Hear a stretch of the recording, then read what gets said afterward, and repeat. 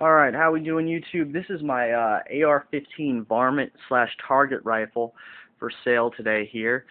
The first thing I want to talk about is the upper. It's a Panther DPMS 16-inch full stainless bull barrel with a 223 chamber.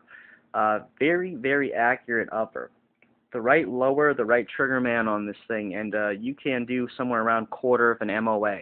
As long as you're putting the right ammo in here. If this is capable of 1/4 MOA. Realistically, expect anywhere between a third to sub half MOA with the upper.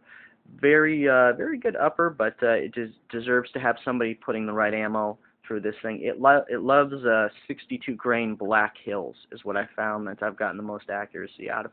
The lower is made by Stag. This entire package was put together by myself. The lower has Rock River Arms 2-stage trigger in there. This is not the basic trigger. If any of you watching this have handled an AR-15, you know what I'm talking about, where that trigger, most of them it's just a god-awful single-stage trigger.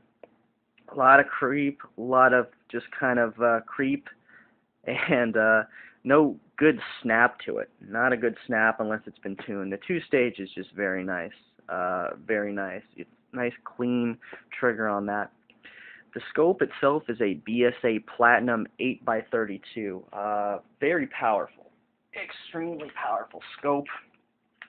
Hopefully you guys can see that. 8-32 by 44 objective. I've got the giant sunshade on here, but this guy comes off just like that.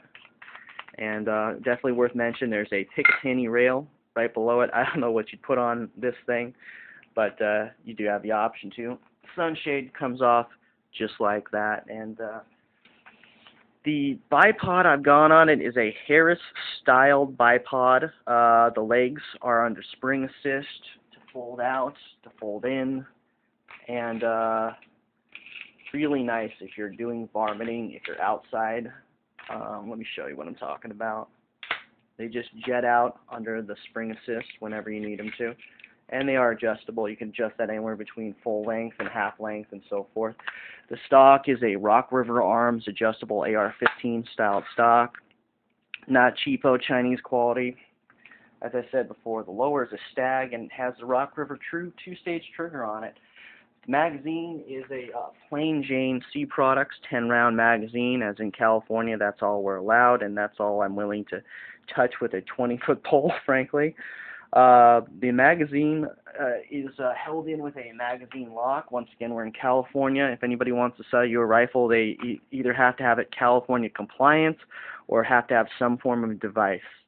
As you can see, I've got the magazine lock on here, and we're going to take just a cartridge, show you everything works, and boom, there we go. The upper is completely floated aluminum handguard. Very nice to have. Keeps the harmonics very nice.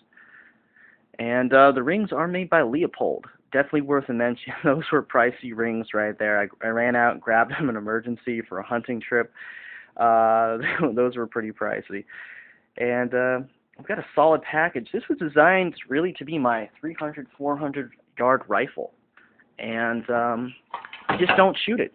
I put 200 rounds through it, and I haven't really shot it enough to justify owning it. I had a hell of a time putting it together.